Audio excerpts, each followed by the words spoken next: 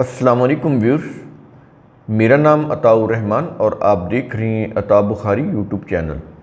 قرآن کریم کی مسلسل ایکسپوزیشن کے سلسلہ میں آج ہم سورہ آل عمران کی آیت نمبر 124 کی ایکسپوزیشن کریں گے۔ تو جیسا کہ ان آیات میں جنگوں کا ذکر ہو رہا ہے جو نبی کریم صلی اللہ علیہ وسلم کے دور میں ہوئیں، تو جنگ احد کا پہلے ذکر ہوا اور اب جنگ بدر کا سلسلہ اس کا ذکر چل رہا ہے۔ تو اس سلسلے میں یہاں پر یہ بات کہی جا رہی ہے۔ اب شروع میں یہ چیز سمجھ لیں، جیسا کہ پچھلے ویڈیوز میں لیکچرز میں ہم نے آپ کو بتایا کہ جنگ بدر میں بھی اور آگے پھر جنگ احد میں بھی دونوں میں دشمن فوج کی تعداد بہت زیادہ تھی۔ اب جنگ بدر میں مسلم لشکر کی تعداد 300 سے کچھ اوپر تھی، مقابلے میں دشمن 2 گنا 2 ٹائم قوت سے بھی زیادہ تھا، 2 گنا قوت سے بھی زیادہ تھا۔ اور پھر ان کے پاس وہی چیز کہ جنگی ہتھیار اسلحہ وہ بھی زیادہ تھا۔ ان کے پاس تو ٹوٹی پھوٹی تلواریں تھیں، کوئی اتنا بہت زیادہ، کیونکہ ابھی تو یہ بے سر و سامانی کی حالت میں مکہ سے ہجرت کر کے مدینہ آئے تھے۔ ابھی تو یہ سنبھلنے بھی نہیں پائے تھے کہ یہ بدر کی جنگ جو ہے وہ لڑنا پڑی، تو کوئی خاص تیاری بھی نہیں تھی۔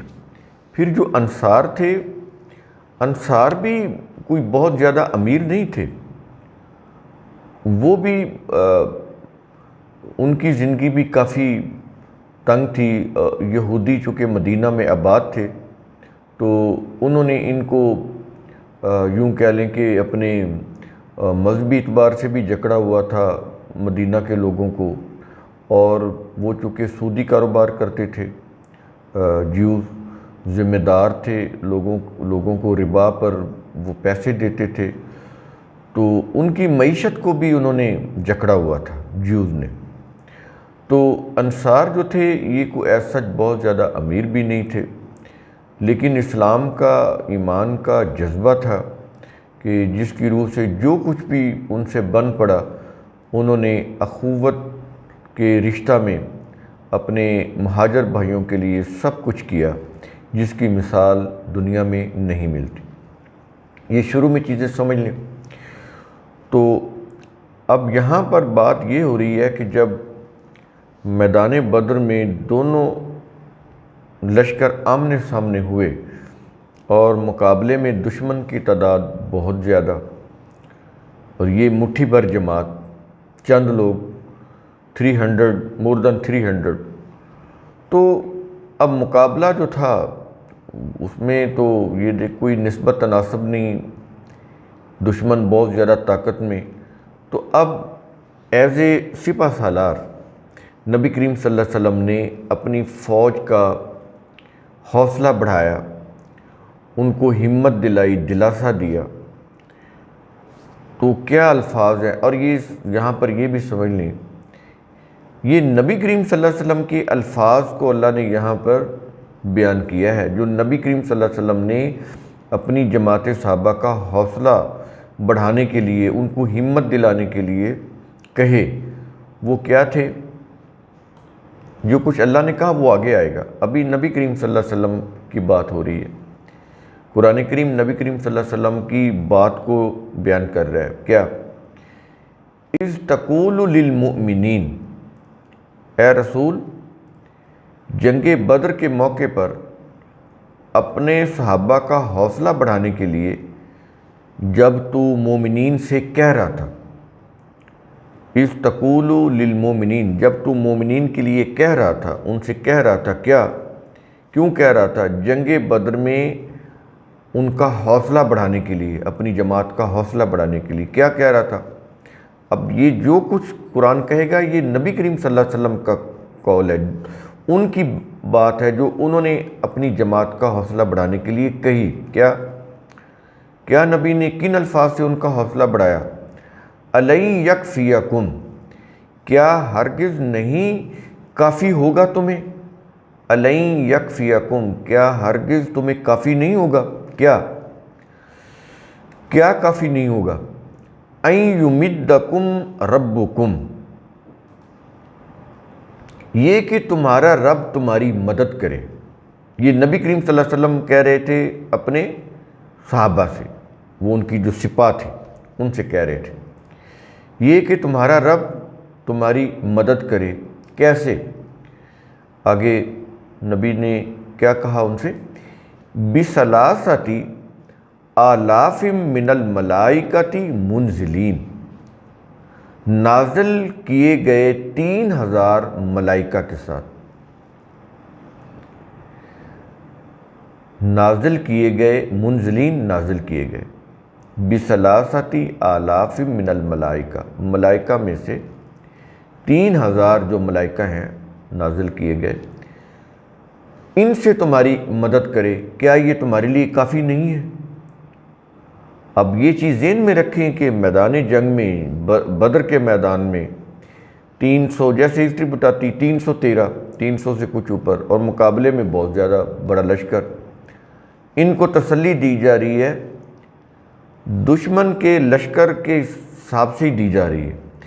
تو ظاہر ہے اس کا مطلب یہ ہوا کہ یہاں پر اگر 3000 ملائکہ کہا جا رہا ہے تو ہو سکتا ہے، یعنی یہ اندازہ ہی ہے نا، کیونکہ قرآن کریم تو پوری کڑیاں بیان نہیں کرتا، اس کی ضرورت ہی نہیں ہے. ہو سکتا ہے کہ دشمن کی تعداد اوورآل 3000 ہو.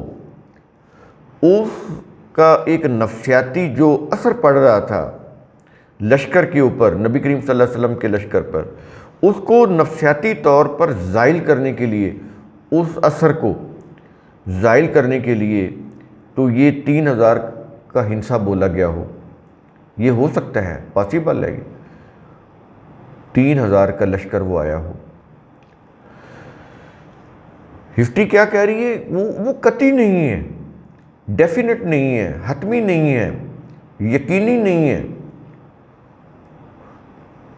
تو قرآن کریم کے الفاظ تو یہی ہیں. ملائکہ کی جو تعداد بتا رہا ہے 3000 کی، تو میرا یہ جو گمان ہے، جو میں سمجھا ہوں، وہ یہ ہے کہ کہ دشمن لشکر کی تعداد 3000 ہو. ان کا اثر زائل کرنے کے لیے، نفسیاتی طور پر ان کو مضبوط کرنے کے لیے نبی کریم صلی اللہ علیہ وسلم نے اپنے صحابہ کو کہا ہو کہ 3000 کا لشکر، 3000 ملائکہ تمہاری وہ جو ہیں مدد کریں. تو کیا یہ کافی نہیں ہے؟ اس سے کیا ہوا؟ ان کے حوصلے بلند ہو گئے. دیکھیں یہ نفسیاتی چیزیں ہوتی ہیں. آپ کسی کے پاس جاتے ہیں، اس کو کینسر کا مرض ہے، کوئی بھی اس کو بیماری ہے، آپ اس کو کہتے ہیں کہ آپ پریشان نہ ہوں، صبر کریں، انشاءاللہ اللہ تعالیٰ آپ کو صحت دے گا. آپ نے کیا کچھ نہیں ہے، کوئی صحت یعنی دلانے کے لیے کوئی دوائی نہیں دی، کچھ نہیں کیا. سمپل آپ نے اس کی حوصلہ افزائی کی ہے، اس کی ہمت جوئی کے لیے آپ نے کچھ الفاظ ادا کیے ہیں، جس کی اس کی ہمت بن جاتی ہے. وہ حوصلے میں آ جاتا ہے کہ ہاں میرے ساتھ کچھ لوگ ہیں، مجھے حوصلہ دلا رہے ہیں. تو اس سے انسان نفسیاتی طور پر انرجیٹک ہو جاتا ہے. اس کے حوصلے جو ہیں وہ طاقتور ہو جاتے ہیں، مضبوط ہو جاتے ہیں. انسان میں حوصلہ آ جاتا ہے. اور یہ جو حوصلہ آنا، یہ جو اطمینان آنا، یہ بہت بڑی نفسیاتی قوت ہوتی ہے. جب بھی کوئی فوج ہارتی ہے، یہ چیز ذہن میں رکھیں، ایکچولی وہ نفسیاتی طور پر ہار جاتی ہے. کیونکہ نفسیات جو ہوتی ہے یہ پوری آپ کی باڈی کے اوپر رولنگ کر رہی ہوتی ہے. جب آپ نفسیاتی طور پر اپنے آپ کو مایوس کر لیتے ہیں، آپ سمجھ لیتے ہیں بس ہم مارے گئے، ہمیں شکست ہو گئی، آپ فائٹ کرنا بند کر دیتے ہیں، تو پھر آپ ہار جاتے ہیں. اگر آپ نفسیاتی طور پر سٹرونگ رہتے ہیں،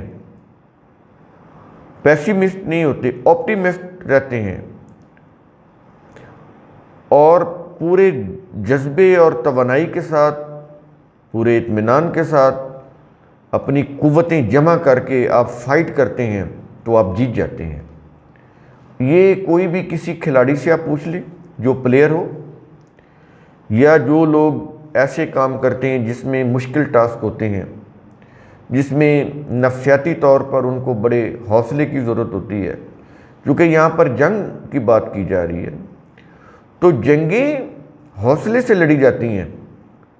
نفسیاتی طور پر جن کے اعصاب مضبوط ہوتے ہیں، یہ مضبوط اعصاب جو ہوتے ہیں وہ کیسے ہوتے ہیں؟ نفسیاتی طور پر اگر کوئی بندہ جسمانی طور پر اس کے مسل بھی بہت بڑے بڑے ہوں، بڑا پہلوان ہو، اگر اس کا دلی وہ کمزور ہے، نفسیاتی طور پر وہ کمزور ہے، حوصلہ نہیں ہے، ہمت نہیں ہے، کرج نہیں ہے،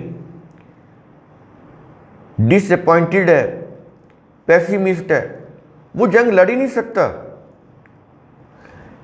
جنگوں کے اندر جب سلیکٹ کیے جاتے ہیں یہ آرمی کے لوگ امتحانات میں، تو وہ یہ نہیں دیکھتے اس کا مسل کتنا بڑا ہے، وہ یہ دیکھتے ہیں کہ نفسیاتی طور پر یہ کتنے مضبوط اعصاب کا اور کتنا ڈٹرمنٹ آدمی ہے، وہ یہ چیزیں دیکھتے ہیں۔ اس لیے آرمی کے اندر جو سلیکشن ہوتی ہے آفیسرز کی، وہ ان کی یہ ڈیل ڈول نہیں دیکھتے، یہ مسل نہیں دیکھتے، وہ یہ دیکھتے ہیں کہ انٹلیکچولی، سائیکولوجیکلی یہ کتنا پاورفل ہے اور کتنا ڈٹرمنٹ ہے۔ یہاں پر اس کی بات ہو رہی ہے۔ صحابہ کرام کو بتایا جا رہا ہے کہ تم صحیح لائن کے اوپر ہو، حق پر ہو، اللہ کے قانون کی تائید، اس کی نصرت حاصل ہے۔ قانون کی تائید اور نصرت بہت بڑی چیز ہوتی ہے۔ دیکھیں، کوئی بھی کسی بھی ملک کی سیکورٹی فورسز ہو، کسی بھی ملک کی سیکورٹی فورسز کیوں اتنے کانفیڈنس کے ساتھ لڑ رہی ہوتی ہیں؟ کیونکہ ان کو ملکی قانون کی قوت اور تائید حاصل ہوتی ہے۔ وہ اس لیے اتنے کانفیڈنس کے ساتھ لڑ رہے ہوتے ہیں کہ ہم جائز کام کر رہے ہیں۔ مقابلے میں دشمن جو اللیگل لڑ رہا ہوتا ہے، وہ اندر سے ڈرا ہوتا ہے، کھوکھلا ہوتا ہے، اس لیے وہ زیادہ نقصان پھیلاتا ہے ڈر پیدا کرنے کے لیے، تاکہ اس کا ڈر، رعب، ہیبت، اس کو دیکھ کر لوگ خوف زدہ ہو کر بھاگ جائیں۔ وہ اس لیے بہت زیادہ تباہی پھیلاتا ہے، لیکن اندر سے بہت زیادہ ڈرا ہوتا ہے نفسیاتی طور پر۔ لیکن جو کسی بھی ملک کی سیکورٹی فورسز ہوتی ہیں، یا اس کی جو جتنی بھی کوئی بھی فورسز ہوں، دفاعی ہوں یا ملک کے اندر جو لڑنے والے ہوتے ہیں، جو اندرون ملک تخریب کاری ہوتی ہے اس سے نمٹنے ہیں، وہ فورسز ہوں یا ڈیفنس کی فورسز ہوں جو سرحدوں پر دشمن سے لڑتی ہیں، کوئی بھی ہو، کیونکہ ان کے ساتھ ملکی قانون کی تائید اور نصرت ہوتی ہے، اس لیے وہ ذہنی طور کے اوپر، نفسیاتی طور کے اوپر بڑے مطمئن ہوتے ہیں، اور اس آئیڈیالوجی کے اوپر کہ ہم بالکل صحیح ہیں، ہم حق پر ہیں، ہم جو جنگ لڑ رہے ہیں یہ ملک و ملت کے دفاع کے لیے لڑ رہے ہیں، اس میں ہماری ملک و ملت کا فائدہ ہے، لوگوں کی جان مال عزت آبرو کو ہم کسی بھی خطرے سے بچا رہے ہیں۔ یہ جو چیزیں ہوتی ہیں، اس کے پیچھے کیا چیز ہوتی ہے؟ ملکی قانون، اس کی تائید اور نصرت۔ اس مثال سے آپ یہ سمجھیں کہ اللہ کا جو قانون، اس کی تائید اور نصرت، یہ جو وحی آ رہی ہے اللہ کا قانون ہے جو نبی پر آ رہی تھی، اسی کو دیکھ کر وہ ایمان لائے تھے نا۔ اب ان کو یہ چیز بتائی جا رہی ہے کہ قانون کی قوت، تائید تمہیں حاصل ہے، تم حق پر لڑ رہے ہو، اللہ کے دین جو لوگوں کی فلاح کے لیے، اس کو قائم کرنے کے لیے، اس کو اسٹیبلش کرنے کے لیے تم باطل قوتوں کا مقابلہ کر رہے ہو۔ لہٰذا یہ جس کی کائنات ہے، اس کی جتنی بھی بنائی ہوئی کائناتی قوتیں ہیں، ملائکہ کا معنی کائناتی قوتیں ہوتی ہیں، یونیورسل فورسز، نیچرل فورسز، وہ بھی تمہارے تائید میں ہیں، وہ بھی تمہارے ساتھ ہیں۔ تو یہ ہے، یہ نہیں کہ کوئی پروں والے فرشتے آئے تھے اور وہ انہوں نے جنگ لڑی، اور اس طرح کے انہوں نے تفسیروں میں اور سیرت کی کتابوں میں، جنگوں کی کتابوں میں پرشین ہسٹورین نے یہ واقعات لکھ دیے کہ وہ فرشتے آتے تھے اور وہ میدان بدر میں وہ دشمن کا ابھی صحابی ابھی تلوار ہی اٹھاتا تھا تو ابھی اس کی تلوار گردن تک بھی نہیں پہنچتی تھی، دشمن کی گردن تک بھی نہیں پہنچتی تھی کہ اس کی گردن پہلے اڑ جاتی تھی۔ تو پھر ان کا کیا کمال ہوا، ان صحابہ کا جنہوں نے اتنی مشکل جنگیں لڑیں، تو پھر ان کا کیا مقام رہا؟ اگر یہ کام سارے فرشتوں نے کیے تھے، قرآن میں تو کوئی فرشتے نہیں ہیں، ملائکہ ہیں، وہ تو بات ہی کچھ اور کر رہا ہے۔ ملائکہ کیا ہیں؟ کائناتی قوتیں، یونیورسل فورسز، نیچرل فورسز۔ تو کہتا ہے کہ ان کی بھی تائید تمہیں حاصل ہے۔ تو کہتا ہے تم بھروسہ رکھو اپنے مالک کے اوپر، جس نے تمہیں پیدا کیا، جس نے یہ تمہیں قانون دیا، جس کے قانون کی روح سے یہ ساری کائنات چل رہی ہے، جو انسانوں سے متعلق ان کی فلاح کے لیے قانون دیتا ہے، تم اس کے اوپر ٹرسٹ کرو۔ اس کی جو جتنی بھی یہ کائناتی قوتیں ہیں ان کی تائید حاصل ہے تمہیں۔ تو اس سے کیا ہوا؟ نفسیاتی طور پر وہ طاقتور، مضبوط، اور ان کے جو حوصلے ہیں وہ بلند ہو گئے، اور انہوں نے پھر دشمن کے اوپر فتح پائی۔ اور یہ جو رزمیہ نظموں کے اندر بھی تو یہی ہوتا ہے، یہ جو جنگوں میں جو رزمیہ نظمیں اگر سمجھ نہیں آتی، یہ فوجوں کا حوصلہ بڑھانے کے لیے ہوتی تھیں، وہ گاتے تھے رزمیہ نظمیں، خواتین گاتی تھیں اپنی فوج کا حوصلہ بلند کرنے کے لیے کہ ہم تمہارے ساتھ ہیں، تم جو ہے وہ دشمن کو ایسا موقع نہیں دو گے کہ وہ تمہارے ملک کی طرف بڑھیں، تمہاری عزتوں کو پامال کریں، تم جواں مرد ہو، تم آگے بڑھو گے، تم دشمن کو تباہ کر دو گے۔ یہ اس طرح کی رزمیہ نظمیں ہوتی ہیں، تم فتح پاؤ گے، ہم تمہارا استقبال کریں گی۔ یہ اس طرح کی رزمیہ نظمیں عربوں کے ہاں پوری دنیا میں پڑھی جاتی تھی۔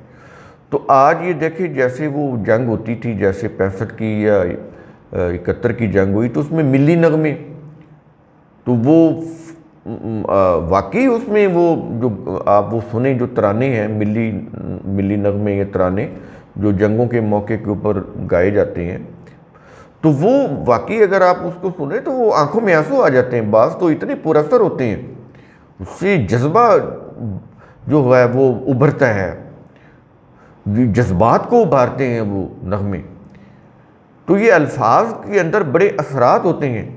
کیا چیز ہے، آپ کسی کو گالی دیتے ہیں وہ آپ کو تھپڑ مارتا ہے، حالانکہ آپ نے زبان سے کوئی لفظ کہا، اس کو تھپڑ نہیں مارا، لیکن وہ لفظ کے اندر اتنی قوت ہے کہ وہ اگلے کی جذبات کو اتنا مشتعل کر دیتا ہے کہ آپ اس کو تھپڑ اٹھا کے مارتے، یہ ہو جاتا ہے۔ ایسے ہی کوئی غمگین، کوئی دکھ بھری بات کرے، بھلے آپ کے علم میں نہ ہو، وہ جھوٹی ہو اور آپ کو علم نہ ہو، اور وہ بڑی دکھ درد کی کہانی بیان کرے، تو آپ کی آنکھوں میں آنسو آ جائیں گے۔ کیا چیز ہے؟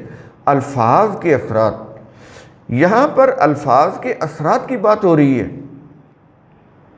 بالکل ایسے ہی جیسے ہم کسی کے پاس جاتے ہیں، بیمار ہو، ہم تسلی دیتے ہیں کہ فکر نہ کرو، تم انشاءاللہ ٹھیک ہو جاؤ گے، حالانکہ وہ بھلے وہ مر بھی رہا ہو، لیکن آپ کی تسلی سے، لوگوں کے آنے سے، بات چیت کرنے سے اس کی طبیعت بہتر ہو جاتی ہے، اس کا چہرہ حشاش بشاش ہو جاتا ہے، نفسیاتی طور پر وہ مضبوط ہو جاتا ہے۔ تو یہ تسلی دینے کے الفاظ ہوتے ہیں۔ اور ایک چیز یہاں پر آپ کو میں نے بتایا کہ نبی کریم صلی اللہ علیہ وسلم نے دی، کیونکہ عرب کے ہاں ملائکہ وہ مانتے تھے، ملائکہ کو اللہ کی بیٹیاں مانتے تھے ملائکہ کو، تو اللہ کی بیٹیاں بھی تو خدائی ہوئی نا، تو وہ ان کو مانتے، ساری زندگی ان کی جو آباء و اجداد کا جو ان کا مذہب چلا آ رہا تھا، اس میں تو وہ ملائکہ کو اللہ کی بیٹیاں مانتے تھے، وہ طاقت کا سمبل تھی۔ تو ظاہر ہے ان کی زندگی اسی میں گزری تھی۔ ان کو یہ بتایا جا رہا کہ ملائکہ 3000 ملائکہ، اگر یہ 3000 کی تعداد میں دشمن ہے تو 3000 ملائکہ تمہاری ان سے تمہاری مدد ہوگی، تم پریشان کیوں ہوتے ہو، گھبراتے کیوں؟ حوصلہ پکڑو، ہمت کرو، صبر اور تقوی سے دشمن کا مقابلہ کرو۔ یہ باتیں ہو رہی ہیں اس کے اندر، اور یہ نبی کریم صلی اللہ علیہ وسلم کہہ رہے ہیں، یہ نبی کریم صلی اللہ علیہ وسلم کا قول ہے کہ 3000 ملائکہ سے تمہاری مدد ہوگی، تو کیا یہ کافی نہیں ہے؟ تو یہ چیزیں ہیں اس کے اندر۔ آگے قرآن خود بتا رہا ہے کہ ایکچولی یہ نہ سمجھنا کچھ 3000 ملائکہ جن کو تم سمجھ رہے ہو کہ وہ آئے ہوں اور انہوں نے اس طرح پریکٹیکلی فزیکلی ان کو مارا ہو، ایسی کوئی بات نہیں۔ قرآن کریم آگے چل کر اس کی تردید کرتا ہے۔ جب ہم اگلی آیات میں آئیں گے تو آپ کو بتائیں گے کہ قرآن کریم کس طرح سے سمجھا رہا ہے کہ ایسی کوئی بات نہیں ہے، ایسا نہیں ہوا کہ فزیکلی کوئی ایسے ملائکہ اترے ہوں جنہوں نے آ کے ان کی گردنیں اڑا دی ہوں دشمنوں کی، بالکل نہیں۔ یہ تو اللہ کے عدل اور انصاف کے خلاف ہے۔ انسانوں کا انسانوں سے مار کا آرائی ہونا ٹھیک ہے، جس نے جتنی قوت حاصل کی ہوگی اتنی وہ کامیابی حاصل کر لے گا۔ تو صحابہ کرام کی جماعت کم تھی، نفسیاتی طور پر ان کو مضبوط بنایا گیا، یعنی ان کی جو عددی تعداد کم تھی، عددی طور پر یہ کم تھے، تو اس کو پورا کرنے کے لیے، میک اپ کرنے کے لیے ان کو نفسیاتی طور پر ان کے مقابلے میں سٹرونگ کر دیا گیا۔ بات صرف اتنی ہے، یعنی وہ عدد، یعنی اتنی تعداد میں تو نہیں تھے ان کے پاس سپاہی، اس کمی کو پورا کرنے کے لیے نفسیاتی طور پر ان کو اتنا سٹرونگ کر دیا گیا کہ وہ ان کے برابر آ جائیں۔ یہ ہوتا ہے کسی بھی سپہ سالار کا جنگ لڑنے کا ایک شاندار انداز، کہ اگر وہ اس کے پاس فوج کی تعداد کم بھی ہے تو وہ اتنی خوبصورتی کے ساتھ لڑاتا ہے، اس میں نفسیاتی حربے بھی استعمال کرتا ہے، سائیکلوجیکلی ٹیکٹکس بھی یوز کرتا ہے وہ، تاکہ اس کی فوج کی حوصلے بلند نہ ہو۔ آج کسی بھی سپہ سالار سے پوچھیں کہ ساری کی ساری جنگ کیا اسلحہ اور تعداد کی زور کے اوپر لڑی جاتی ہے اور کامیابی حاصل کی جاتی ہے؟ وہ کہے گا نہیں۔ وہ اپنی فوج کو ایسے نفسیاتی حربے سے ٹائٹل کرتا ہے، ایسے نفسیاتی حربے استعمال کر کے ان کو اس قابل بناتا ہے کہ وہ کم تعداد میں ہونے کے باوجود، اسلحہ کم ہونے کے باوجود بھی وہ دشمن کا بہترین طریقے سے مقابلہ کر سکے۔ یہ کسی بھی آپ پوچھ لیں، کسی بھی کمانڈر سے یا جرنیل سے، وہ بتائے گا آپ کو۔